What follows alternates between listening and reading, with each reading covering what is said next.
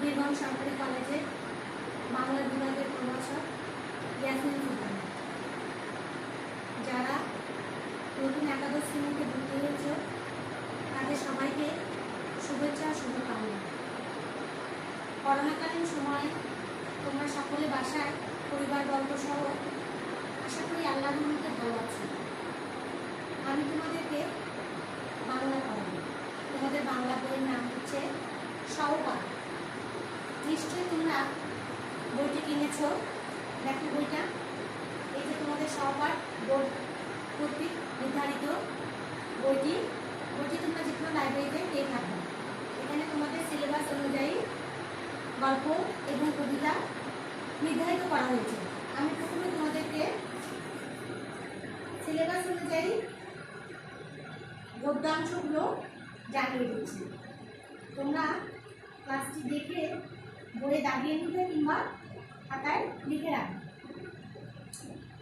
গদ্য, বাংলার নব্য লেখকদিগের প্রতি নিবেদন। লেখক বঙ্কিমচন্দ্র চট্টোপাধ্যায়। 2 নম্বর অপরিচিতা, লেখক রবীন্দ্রনাথ ঠাকুর। 3 নম্বর বিলাসী, লেখক শরৎচন্দ্র চট্টোপাধ্যায়। 4 নম্বর গৃহ, লেখক রোকেয়া সাখাওয়াত হোসেন। 5 নম্বর আহ্বান, লেখক বিভূতিভূষণ বন্দ্যোপাধ্যায়। 6 নম্বর আমার পথ, লেখক কাজী নজরুল ইসলাম। 7 নম্বর মানব কল্যাণ, লেখক আবুল ফজল। 8 নম্বর মাসি পিসি, লেখক মানিক বন্দ্যোপাধ্যায়। 9 52 দিনগুলো, লেখক শেখ মুজিবুর রহমান। 10 নম্বর রেইনকোট, লেখক আখতারুজ্জামান ইলিয়াস। 11 নম্বর মহাজাগতিক কিউরেটর, লেখক মোহাম্মদ জাফর ইকবাল। 12 নম্বর নেকলেস, অনুবাদক গীতা মুফাসসাল। এই হচ্ছে তোমাদের 12টি গদ্য। এখন কবিতায় দেখো, প্রথমে বিভীষণের প্রতি মেঘনাদ, লিখেছেন মাইকেল মধুসূদন দত্ত। 2 সোনার তরী, লেখক রবীন্দ্রনাথ ঠাকুর।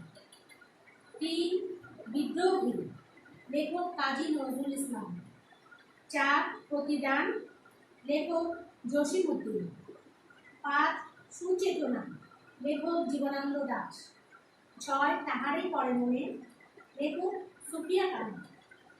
7 পদ্মা, লেখক ফররুখ আহমেদ। 8 18 বছর বয়স, লেখক সুকান্ত ভট্টাচার্য। 9 ফেব্রুয়ারি 1969, লেখক শামসুর রহমান। 10 আমি কিংবদন্তির কথা বলছি, লেখক আবু জাফর আওয়াইদুল্লাহ।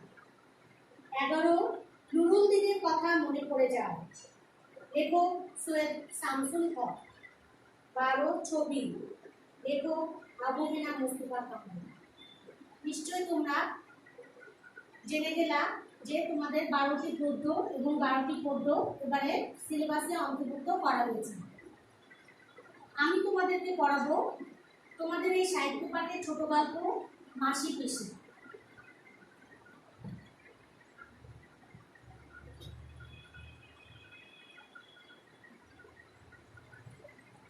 মাসি পিসি লিখেছেন মানিক বন্দ্যোপাধ্যায়, যার জন্ম 1908, মৃত্যু 1956। দেখো বোর্ডটা খেয়াল করে দেখো। মাসি পিসি একটি ছোট গল্প, লিখেছেন মানিক বন্দ্যোপাধ্যায়, যার জন্ম 1908 এবং মৃত্যু হচ্ছে 1956। মাসি পিসি গল্পটি পড়ার আগে আমরা সাহিত্য সম্পর্কে একটু জেনে নেব। সাহিত্য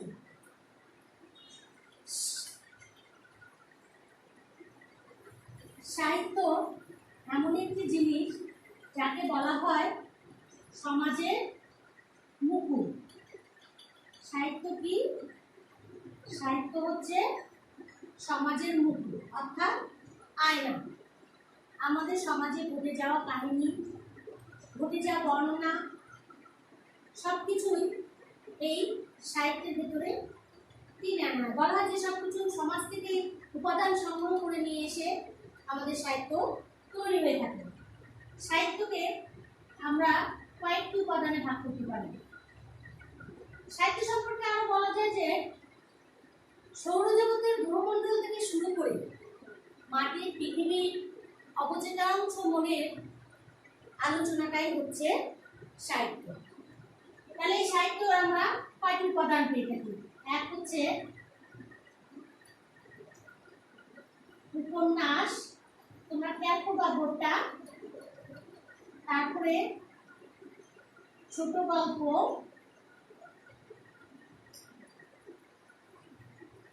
নাটক, প্রবন্ধ,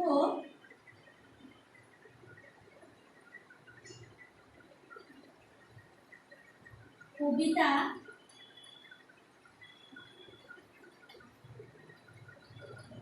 সাহিত্য সমালোচনা।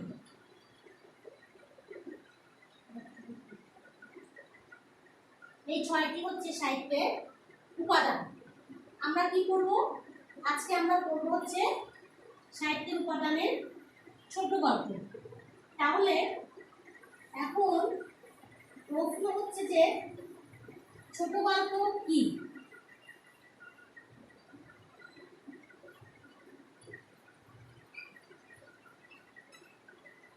ছোট গল্প কি?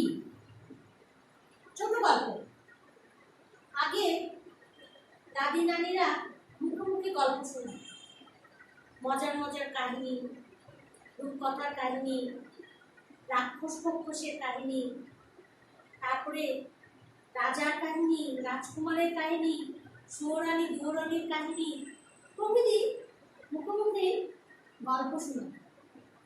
এই গল্পই এক পর্যায়ে ভাষার দ্বারা লিখিত আকারে প্রকাশিত হতে শুরু করল এবং আজ আধুনিক সাহিত্যে ছোট গল্প সার্থক রূপকার হিসেবে রূপ ধারণ করে।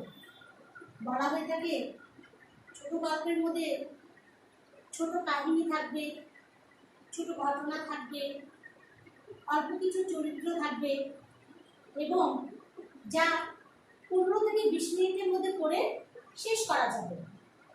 আরো বলা হয়ে থাকে যে হঠাৎ করে শুরু হবে, হঠাৎ করে শেষ হবে। শেষটা এমন হবে যে সবসময় পাঠকের মনে একটা প্রশ্ন থেকেই যাবে, এরপরে কি হবে, এরপরে না জানি কি হলো, কেন এমনটা হলো, ইত্যাদি ইত্যাদি প্রশ্ন ছোট গল্পের শেষে পাওয়া যায়। রবীন্দ্রনাথের হাতে সার্থক ছোট গল্পের রূপ নেয় এবং রবীন্দ্রনাথ বলেছেন যে ছোট গল্প এমন একটা জিনিস শেষ হয়েও হইল না শেষ। এটা ছোট গল্প। এমনই একটি ছোট গল্প হচ্ছে মানিক বন্দ্যোপাধ্যায়ের মাসি পিসি। মাসি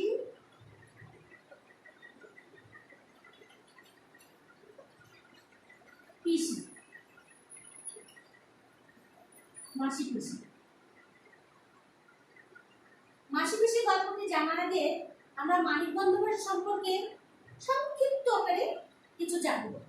লেখক পরিচিতি আমাদের জানতে হবে। মানিক বন্দ্যোপাধ্যায়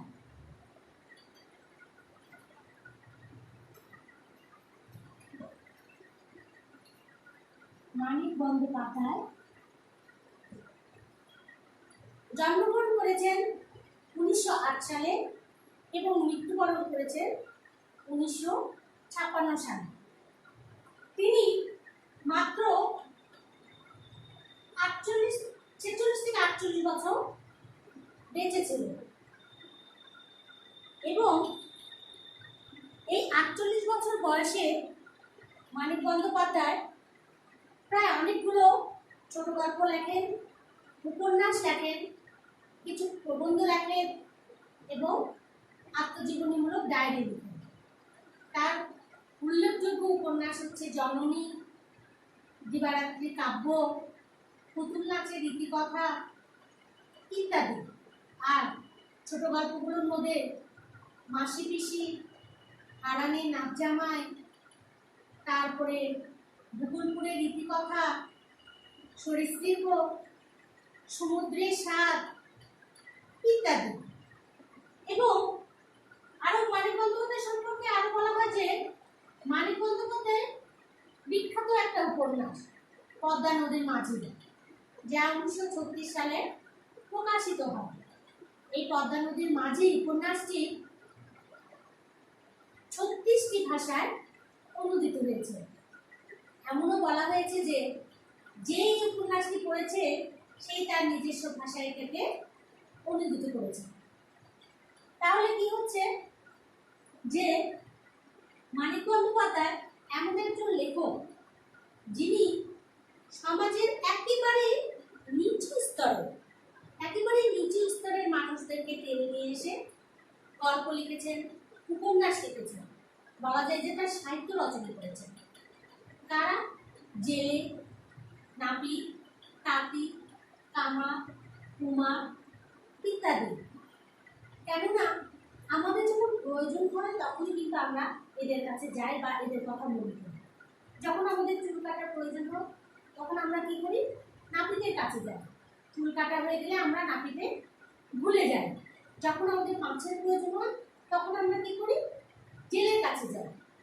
জেলের থেকে মাছ নেওয়ার পরে আমরা জেলের কথা ভুলে যাই, আমরা মনে করি না। মানিক বন্দ্যোপাধ্যায় কি করলেন? এদেরকে নিয়েই তিনি লিখতে শুরু করলেন। এদের জীবন কাহিনী, এদের নানা সমস্যা, এদের পারিপার্শ্বিক অবস্থা, এদের পরিবেশ প্রভৃতি মানিক বন্দ্যোপাধ্যায় তার সাহিত্যে টেনে আনলেন। আরো মজার বিষয় জানা যায় যে পদ্মা নদীর মাঝি যখন উপন্যাসটি লেখেন তার আগে একটি বছর তিনি জেলে সম্প্রদায়ের সাথে ছিলেন এবং ওখান থেকে এসেই তিনি পদ্মা নদীর মাঝি উপন্যাসটি লেখেন। এই তো গেল মানিক বন্দ্যোপাধ্যায় সম্পর্কে আলোচনা। মানিক বন্দ্যোপাধ্যায়েরই একটি ছোট গল্প হচ্ছে মাসি পিসি। মাসি পিসি, মায়ের বোন, বাবার বোন, আমরা সবাই বুঝতে পারছি। এই মাসি পিসি গল্পটি প্রথম পূর্বাশা নামক পত্রিকাতে প্রকাশিত হয় এবং পরে এটা গ্রন্থ আকারে লিপিবদ্ধ করা হয়। মাসি পিসি 1946 সালে প্রকাশিত হয়। এই গল্পটির ভিতরে দুজন বৃদ্ধা নারী এবং একজন স্বামী নির্যাতিত নারীর কথা তুলে ধরা হয়েছে। আমরা জানি যে আমাদের সমাজে যখন একা কোনো নারী থাকে তখন নারীদেরকে অসহায় ভাবা হয়, মনে করা হয় যে নারীরা দুর্বল, নারীরা কোনো কিছু করতে পারে না। কিন্তু মানিক বন্দ্যোপাধ্যায় এই মাসি পিসি গল্পটি লিখে দেখিয়ে দিলেন যে না, নারীরা ইচ্ছা করলে সব কিছু করতে পারে। নারীরা একা থাকলেই যে অসহায় দুর্বল হবে এমনটি নয়। হয়তো বা গায়ের জোরে নারীরা কিছু করতে পারবে না, তবে বুদ্ধির জোরে যেখানে বয়সী নারীরা অনেক কিছু করতে পারবে। ঠিক তেমনি হচ্ছে এই মাসি পিসি গল্পটি। আমরা জানি যে ছোট গল্পের বৈশিষ্ট্য অনুযায়ী হঠাৎ করেই শুরু হবে। মাসি পিসি গল্পটিও তাই, যে শুরুটা হয় হঠাৎ করে। যেমন দেখো, তোমাদের পাঠ্য বইতে দেওয়া আছে যে শেষ বেলায় খালে এখন পুরো ভাটা, জল নেমে গিয়ে কাদা আর ভাঙা ইটপাটকেল ও ওজনের ভারী আবর্জনা বেরিয়ে পড়েছে। কংক্রিটের পুলের কাছে খালের ধারে লাগানো শালটি থেকে খড় তোলা হচ্ছে পারে। পাশাপাশি জোড়া লাগানো দুটো বড় শালটি বোঝায় আটি বাঁধা খড় তিনজনের মাথায় চড়ে গিয়ে জমা হচ্ছে ওপরের মস্ত গাদা। দেখো শুরুটা কেমন, হঠাৎ করে একটা খালের চিত্র, একজন খরবোঝাই করে মাথায় নিয়ে যাচ্ছে, নৌকায় চাপাচ্ছে, নৌকা থেকে নামাচ্ছে। শালটি হচ্ছে এক ধরনের ছোট ডিঙি নৌকা, যা তাল গাছ দিয়ে তৈরি করা। আমরা জানি যে ছোট গল্পের বৈশিষ্ট্যের শর্তই হচ্ছে যে হঠাৎ করে শুরু হবে। এখানে দেখো মাঝি পিসি গল্পটিও হঠাৎ করেই শুরু।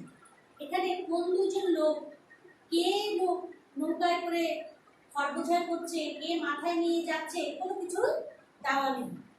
তারপরে গল্পটা শেষ দেখো, বলা হয় যে ছোট গল্পের শেষ হবেও হঠাৎ করে।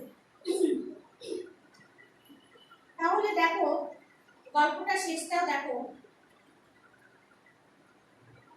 অতি সন্তর্পণে তারা বিছানা ছেড়ে ওঠে। আহ্লাদের বাপের আমলে গরুটা নেই, গামলাটা আছে। ঘোড়া থেকে জল ঢেলে মোটা কাঁথা আর পুরোনো ছেঁড়া একটা কম্বল চুবিয়ে রাখে। চালায় আগুন ভরে উঠতে উঠতে ঘোড়ায় চাপা দিয়ে নেভানো যাতে সহজ হয়। ঘোড়ায় আর হাড়ি কলসিতে আরো জল এনে রাখে তারা ডোবা থেকে। বটি আর দা রাখে হাতের কাছে। যুদ্ধের আয়োজন করে তৈরি হয়ে থাকে মাসি পিসি। দেখো শেষটাও কিন্তু হঠাৎ করে। কি হয়েছিল? মাসি পিসি কি সত্যি যুদ্ধ করেছিল? মাসি পিসিদেরকে কি সত্যি আক্রমণ করেছিল? কি করেছিল মাসি পিসি? এরকম নানা প্রশ্ন কিন্তু আমাদের মনে জেগেই থাকে। আমি তোমাদেরকে গল্পটি পড়ে শোনাচ্ছি, তোমরা মনোযোগ দিয়ে শোনো। মাসি পিসি। শেষ বেলায় খালে এখন পুরো ভাটা।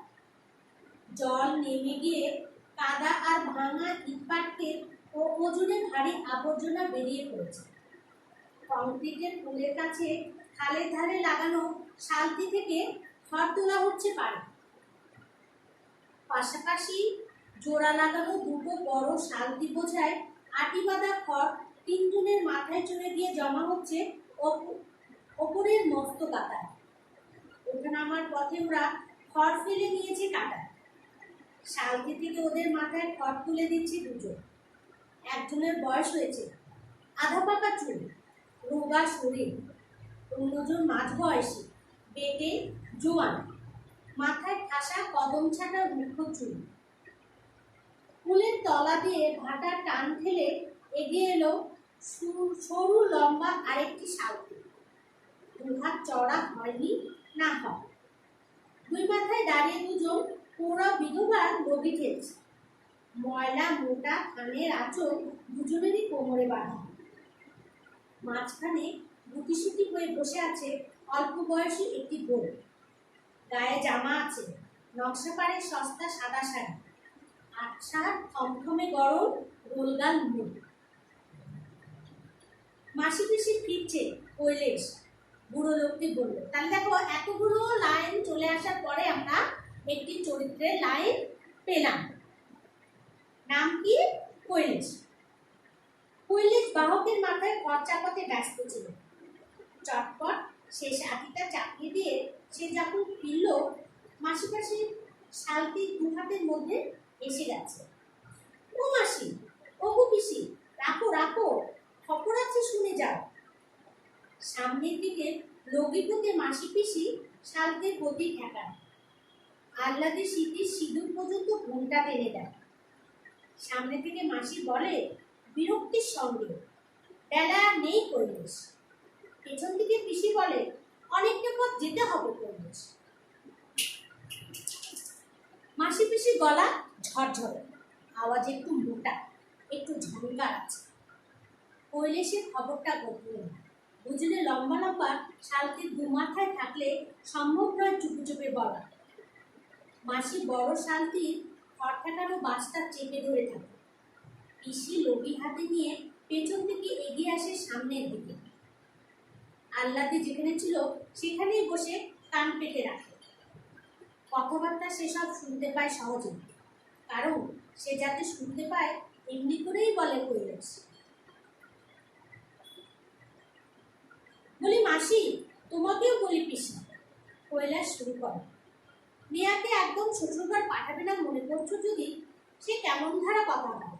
এত বড় সমাপ্ত মেয়া, তোমরা দুটি মেয়ে লোক বাদে ঘরে একটা পুরুষ মানুষ নেই। বিপদ আপদ ঘটে যদি তো? মাসি বলে, খুনসুটি রাখো দেখি কৈলাস তোমার। বৌদ্ধ কথাটা কি তাই কর, বললে না যে খবর আছে কি? পিসি বলে, খবরটা কি তাই কর, বেলা বেশি নেই কৈলাস। মাসি পিসির সাথে পারা যাবে না জানে কৈলাস। অগত্যা এ নিয়ে রসিয়ে বলবার বদলে সে সোজা কথায় আসে। যোগুর সাথে দেখা হলো কাল, ঘর তুলে দিতে সাজ হয়ে গেল। তার দোকানে একটু মানে আর কি চা খেতে গেছি চায়ের দোকানে। যোগুর সাথে দেখা। যোগু হচ্ছে আহ্লাদের স্বামী। মাসি বলে, চায়ের দোকান না কিসের দোকান তা বুঝেছি কৈলাস, তা কথাটা কি? পিসি বলে, সেটা ছাড়া আর ওকে কোথা দেখবে? হাতে দুটো পয়সা এলে তোমারও স্বভাব বিগড়ে যায় কৈলাস। তা কি বললে যোগু? কৈলাস হাঁপড়ে পড়ে আর চোখে চায় আহ্লাদের দিকে। হঠাৎ বেমাক্কা জোরের সঙ্গে প্রতিবাদ করে যে, তা নয়, ফুলের কাছেই চায়ের দোকান। মাসি পিসিকে জিজ্ঞেস করুক না সেখানে। তারপরেই জোর হারিয়ে বলে, ওসব একরকম ছেড়ে দিয়েছি যোগু। লোকটা কেমন বদলে গেছে মাসি। সত্যি কথা পিসি, যোগু আর সে যোগু নেই। বউকে নিতে চায় এখন। তোমরা নাকি পণ করেছো মেয়া পাঠাবে না, তাতেই চটে আছে। সম্মান তো আছে একটা মানুষের। কবার নিতে এলো তা মেয়া দিলেন, তাই তো নিতে আসে না। আমি বলি কি, নিজেরা যেচে এবার পাঠিয়ে দাও মেয়াকে। মাসি বলে, পেট শুকিয়ে লাঠি ঝাঁটা খেতে, কলকে পড়া ছাটা খেতে, খুঁটির সাথে দড়ি বাঁধা হয়ে থাকতে দিনভর রাখবো? পিসি বলে, মিয়া না পাঠায়, জামাই এলে রাখিনি জামাই আদরে তাকে। ছাগলটা বেঁচে দিয়ে খাওয়াইনি ভালো মন্দ 10টা জিনিস। মাসি বলে, ফের আসুন, আদরে রাখবো, যতদিন থাকবে। বজ্জাত হোক, খুন হোক, জামাই তো। ঘরে এলে খাতির না করবো কেন? তবে মেয়ে আমরা পাঠাবো না। পিসি বলেন, নে কৈলাস, মরতে মোড়া মেয়াকে পাঠাবো না। বুড়ো রহমান এক পথ চাপিয়ে যায় বাহকদের মাথা, চুপচাপ শুনে যায় এদের কথা। ছল ছল চোখে একবার তাকায় আহ্লাদের দিকে। তার মেয়েটা শ্বশুর বাড়িতে মরেছে অল্পদিন আগে।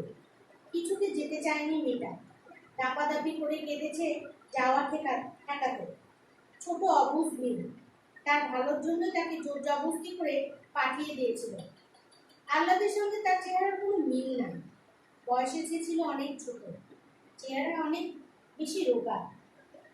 তবু আহ্লাদের ফ্যাকাশি মুখে তারই মুখের ছাপ রহমান দেখতে পায়।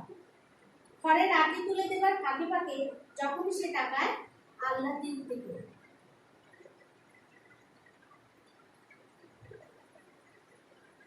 কৈলাস বলে, তবে আসল কথাটা বলি। যোগমুখে বললে, এবার সে মামলা করবে বউ নেবার জন্য। তার বিয়ে করা বউকে তোমরা আটকে রেখেছো বদমতলবে। মামলা করলে বিপদে পড়বে। স্বামী নিতে চাইলে বউকে আটকে রাখার আইন নেই, জেল হয়ে যাবে তোমাদের। আর যেমন বুঝলাম মামলা যোগ্য করবে আজকালের মধ্যে। মরবে তোমরা, জানো মাসি, জানো পিসি, মারা পড়বে তোমরা একেবারে। আহ্লাদে একটা শব্দ করে, অস্পষ্ট আর্তনাদের মুখ। মাসি পিসি মুখ চাওয়াচাওয়ি করে কয়েকবার। মনে হয় মনে তাদের এই কথা উদয় হয়েছে। চোখে চোখে চেয়ে সেটা শুধু জানাজানি করে নিল। মাসি বলল, জেলে নয় গেলাম কৈলাস, কিন্তু মেয়া যদি স্বামীর কাছে না যেতে চায় খুন হবার ভয়ে? বলে মাসি, বড় সাত দিয়ে খড় ঠেকানো বাঁশ ছেড়ে দিয়ে রোগী বুঝে দেয় কাটা। পিসি তত্তর করে পেছনে গিয়ে রোগী কাদায় বুঝে ফেলে পড়ে। শরীরের ভারে সরু লম্বা শান্তিটাকে এগিয়ে দেয় ভাটার টানের বিপক্ষে। বেলা একরকম নেই, ছায়া নামছে চারিদিকে। শকুনরা উড়ে এসে বসছে পাতাশূন্য শুকনো গাছটা। একটা শুকন উড়ে গেল এই আশ্রয় ছেড়ে অল্প দূরে আরেকটা গাছের দিকে। ডাল ছেড়ে উঠতে আর নতুন ডালে গিয়ে বসতে কি তার পাখা ঝাপটা নেই। মায়ের বোন মাসি আর বাপের বোন পিসি ছাড়া বাপের ঘরে কেউ নেই আলাদা। দুর্ভিক কোনো মতে ঠেকেছিল তার বাপ। মহামারীর একটা রোগে কলেরায় সে তার বউ আর ছেলেটা শেষ হয়ে গেল। মাসি পিসি তার আশ্রয় মাথা গুঁজে আছে অনেক দিন। ছায় শুয়ে আর পুড়িয়ে পেটে খেয়ে নিরাশ্রয় বিধবারা যেমন থাকে। নিজেদের ভার পোষণের কিছু তারা রোজগার করত ধান কিনে, কাঁথা সেলাই করে, ডালের দড়ি বেচে, বদলা কেটে, শাক পাতা ফলমূল ডাটা কুড়িয়ে এটা ওটা জোগাড় করে। শাক পাতা খুদে পুরো ভোজন বছরে দুজোড়া পরম ধান খরচ তো এই। বছর পর বছর ধরে কিছু পুঁজি পর্যন্ত হয়েছিল দুজনে। রূপোর টাকার আদুলসি। দুর্ভিক্ষের সময়টা বাঁচবার জন্য তাদের লড়তে হয়েছে সাংঘাতিক। আহ্লাদের বাপ তাদের থাকাটা শুধু বরাদ্দ করে খাওয়া ছাঁটাই করে দিয়েছিল একেবারে পুরোপুরি। তারও তখন বিষম অবস্থা। নিজেরা বাঁচে কি বাঁচে না, তার উপর যখন লাঠি চোটে বড় বড় মেয়ে এসে হাজির। সে কোন দিক সামলাবে? মাসি পিসির সেবা যত্নে আহ্লাদে অবশ্য সেবার বেঁচে গিয়েছিল। তার বাপ মাও সেটা স্বীকার করেছে। কিন্তু কি করবে? গলা কেটে রক্ত দিয়ে সে ধার শোধ করা যদি বা সম্ভব, অন্যদের ক্ষমতা কোথায় পাবে? পাল্লা দিয়ে মাসি পিসি আহ্লাদের জীবনের জন্য লড়েছিল। পেল যদি তো খেয়ে, না পেলে যদি তো না খেয়ে। অবস্থা তখন তাদের অতি কাহিল। চারিদিকে না খেয়ে মরা শুরু করেছে মানুষ। মরণ ঠেকাতেই ফুরে আসছে তাদের জীবন শক্তি। একদিন মাসি বলে পিসিকে, একটা কাজ করবি মেয়ে, তাতেও তোরও দুটো পয়সা আসে, মোরও দুটো পয়সা আসে। শহরের বাজারে তরি তরকারি ফলমূলের দাম চড়া। গা থেকে কিনে যদি বাজারে গিয়ে বেঁচে আসি, তারা কিছু রোজগার হবে।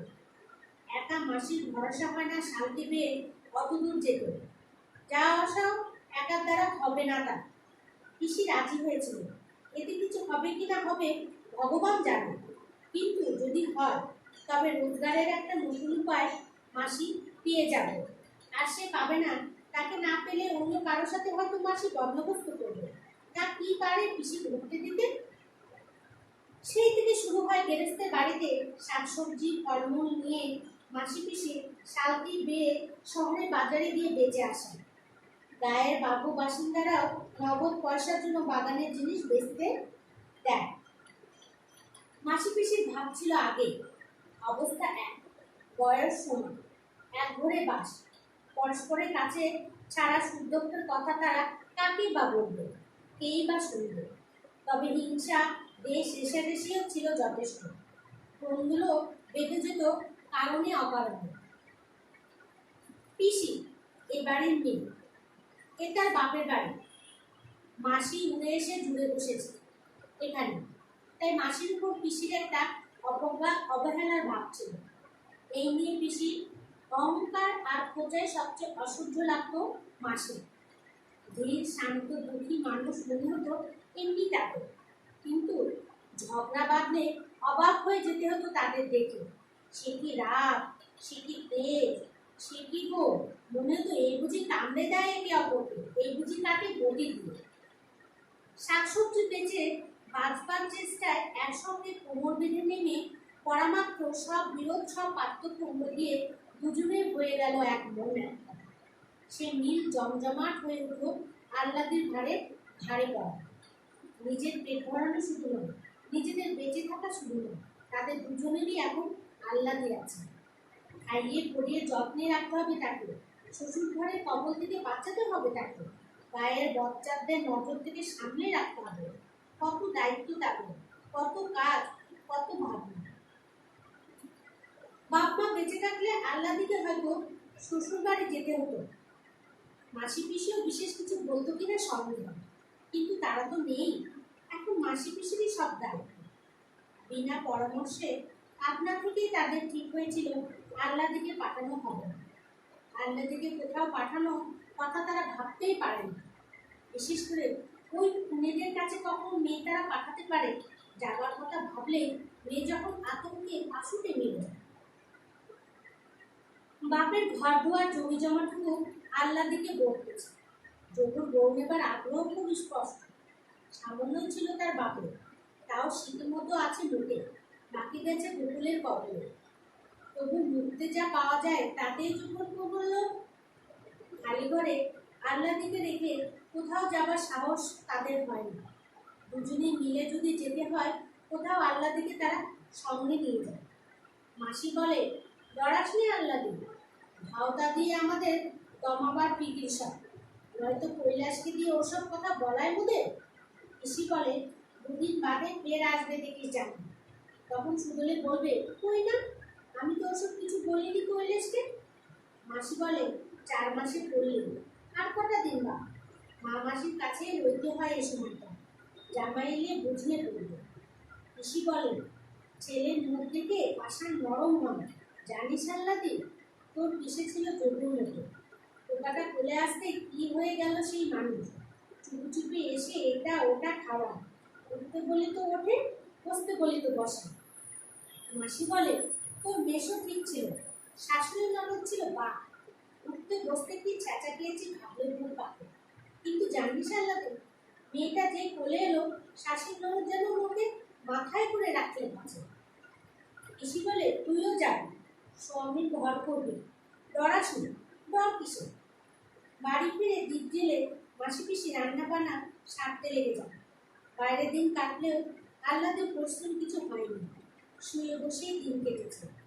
তবু মাসি পিসির কথায় সে একটু শরীর নয়, মনটা তার কেমন করছে, নিজেকে তার ছ্যাঁচা নোংরা নর্দমার মতো লাগে। মাসি পিসির আড়ালে ঢুকেও সে টের পায় কিভাবে মানুষের পর মানুষ তাকাচ্ছে তার দিকে। কতজন কতভাবে মাসি পিসির সঙ্গে আলাপ জমাচ্ছে, তরি তরকারির মতো তাকেও কেনা যায় কিনা যাচাই করবার জন্য। বাইরে কতজন তার কত রকমের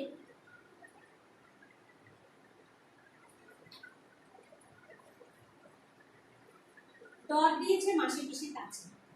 মাসি পিসিকে চিনে তারা অনেকটা চুপচাপ হয়ে গেছে আজকে, কিন্তু গোকুল হাত ছাড়েনি।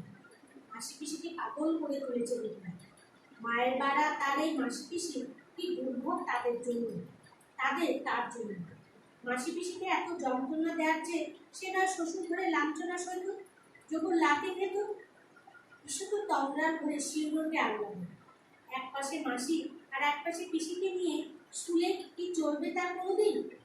রান্না সেরে খাওয়ার আয়োজন করছে মাসি পিসি, একেবারে ভাত টাত বেড়ে আল্লাহ দিকে ডাকবে। ভাগাভাগি কাজ তাদের এমন সহজ হয়ে গেছে যে বলাবলির দরকার তাদের হয়নি। দুজনে মিলে কাজ করে যেন একজোটে করছে। এবার ব্যঞ্জনে নুন দেবে এ কথা বলতে হয় না পিসিকে। ঠিক সময় নুনের পাত্র সে এগিয়ে দেয় মাসির কাছে। একটি কড়া কথা তাকে বলা হবে না, একটুকু খোঁচা দেওয়া হবে না, উপদেশ দিতে গেলে চড়বে জামা, পুরুষ মানুষ তো যতই হোক এটা করা উচিত নয়, এসব কিছু বলা হবে না তাকে। জামাই এসেছে তাই আনন্দ রাখবার যেন খায়নি এই ভাব দেখাবে মাসি পিসি। আহ্লাদিকেও শিখিয়ে দিতে হবে স্বামী এসেছে বলে যেন আহ্লাদি গদগদ হবার ভাব দেখা। যে কদিন থাকে জামাই সে যেন অনুভব করে সে এখানকার কর্তা, সেই সর্বে সর্বা। বাইরে থেকে হাঁপাশে কানাই চৌকিদার। মাসি পিসি পরস্পরের মুখের দিকে তাকায়, জোরে নিঃশ্বাস করে দুজনে। সারাটা দিন গেছে লড়ে আর লড়ে। সরকার বাবুর সঙ্গে বাজারে তোলা নিয়ে ঝগড়া করতে অর্ধেক জীবন বেড়ে গেছে দুজনে। এখন এলো চৌকিদার কানা, হাঙ্গামা না আসে রাতে, গায়ে লোক যখন ঘুমাচ্ছে। রসুন চালায় ঝাঁপেটে মাসি পিসি বাইরে চলে। শুক্লপক্ষের একাদশীর উপোস করেছে তারা দুজনে গতকাল, আজ দ্বাদশী, জ্যোৎস্না বেশ উজ্জ্বল। কানাইয়ের সাথে গোকুলে যে 3 জন পেয়াদা এসেছে তাদের মাসি পিসি চিনতে পারে। মাথায় লাল পাগড়ির আটা লোকটা তাদের অচেনা। কানাই বলে, কাছারি বাড়ি যেতে হবে একবার। মাসি বলে, এত রাতে? পিসি বলে, নরম নেই। কানাই বলে, দাঁড়াবো বাবু এসে বসে আছেন বাবুর সাথে, যেতে একবার হবে গো, দিদি ঠাকুররা বেঁধে নিয়ে যাবার হুকুম আছে। মাসি পিসি মুখে মুখে থাকে। পথের পাশে ডোবার ধারে কাঁঠাল গাছের ছায়ায় 3-4 জন ঘুরকি মেরে আছে। স্পষ্টই দেখতে পেয়েছে মাসি পিসি। ওরা যে গায়ের গুন্ডা সাধু বৈদ্য ওসমানেরা তাতে সন্দেহ নেই। ওদের পেয়াদা কনস্টেবলের সঙ্গে ওরা এসে আল্লাদিকে নিয়ে যাবে। মাসি বলে, মোদের একজন গেলে হবে না কেন? পিসি বলে, আমি যাই, চলো। কর্তা ডেকেছেন দুজনকে। মাসি পিসি দুজনেই আবার টাকায় মুখোমুখি। মাসি বলে, কাপড়টা ছেড়ে আসি কানায়। পিসি বলে, হাত ধুয়ে আসি, এক গন্ধ লাগবে না। তাড়াতাড়ি ফিরে আসে তারা। মাসি নিয়ে আসে বটিটা হাতে করে। পিসির হাতে দেখা যায় রান্নার মতো মস্ত একটা কাটারি। মাসি বলে, কানাই, কর্তাকে বলো মেয়ে লোকে এত রাতে কাছারি বেজে যেতে লজ্জা করে, কাল সকালে যাবে। পিসি বলে, এত রাতে মেয়ে লোককে কাছারি বাড়ি ডাকতে কর্তার লজ্জা করে না কানাই? কানাই খুশি ওঠে, না যদি যাও ঠাকুররা, ভালোই বলে ধরে বেঁধে টেনে হিঁচড়ে নিয়ে যাওয়ার হুকুম আছে, কিন্তু বলে দিলাম। মাসি বটিটা বাগিয়ে ধরে তাকে দাঁত কামড়ে বলে, বটে, ধরে বেঁধে টেনে হিঁচড়ে নিয়ে যাবে? এসো, কে এগিয়ে আসবে, এসো। বটির এক কপে গলা ফাঁক করে দেবে। পিসি বলে, আয় না বজ্জা হারাম যাবে, এগিয়ে আয় না। কাটারির কোপে গলা কাটি 2-1টা। দুপা এগোও তারা দিদা বলে। মাসি পিসির মধ্যে ভয়ের লেজটুকু না দিকে সত্যি তারা খানিকটা ভেবাচাকা খেয়ে দিয়েছে। মারাত্মক ভঙ্গিতে গটিয়া দা উঁচু হয় মাসি পিসি। মাসি বলে, শোনো কানা, এ কিন্তু ইয়ার্কি নয় মোটে। তোমাদের সাথে মোরা মেয়ে লোক পারবো না জানি, কিন্তু 2-1টাকে মারবো, যখন করবো ঠিক। পিসি বলে, মোরা নয় মরবো। তারপর বিনা পরামর্শে মাসি পিসি হঠাৎ গলা ছেড়ে দেয়। প্রথমে শুরু করে মাসি, তারপর যোগ দেয় পিসি। আশেপাশে যত বাসিন্দা আছে সকলের নাম ধরে গলা ফাটিয়ে তারা হাত দেয়। ও বাবা ঠাকুর, ও ঘোষ মশাই, ও জনান্দন, ও গো কানুরমা, বিপিন, বংশী। কানায় অদৃশ্য হয়ে যায় দলবল নিয়ে। হাঁকাহাঁকি ডাকাডাকি শুরু হয়ে যায় পাড়া। অনেকে ছুটে আসে। কেউ কেউ ব্যাপার অনুমান করে ঘরে জানালা দিয়ে উঁকি দেয় বাইরে না বেরিয়ে। এই হট্টগোলের পর আরো নিঝুম, আরো থমথমে মনে হয় রাত্রিতে। আল্লাদিকে মাঝখানে নিয়ে শুয়ে ঘুম আসে না মাসি পিসির চোখে। বিপদে পড়ে হাত দিলে পাড়ার এত লোক ছুটে আসে।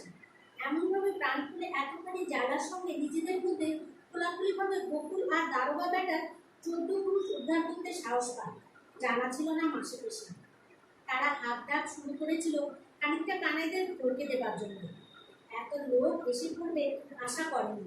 তাদের জন্য যতটা নয়, বকুল আর দারোগার উপর রাগের জ্বালায় যেন ওদের ঘর থেকে টেনে বার করে এনেছে মনে হলো সকলের কথাবার্তা শুনে। কেমন একটা স্বস্তি বোধ করে মাসি পিসি, বুকে নতুন জোরপা। মাসি বলে, জানো বেআই, ওরা ফের ঘুরে আসবে বলছে, এত সহজে ছাড়বে কি? পিসি বলে, তাই ভেবেছিলাম, তাই ভাবছিলাম। মেয়েটাকে কুটুম বাড়ি সরিয়ে দেওয়ার সেনাদের ঘরে মাঝরাতে আগুন ধরিয়েছিল সেবার। খানিক চুপচাপ ভাবে দুজন। মাসি বলে, সজাগ হইতে হবে ডাক্তার। পিসি বলে, তাই ভালো। মাথা কম্বলটা চুবিয়ে রাখি জলে, কি জানি কি হয়। আস্তে চুপি চুপি তারা কথা কয়, আহ্লাদের ঘুম না ভাঙে। অতি সন্তর্পণে তারা বিছানা ছেড়ে ওঠে।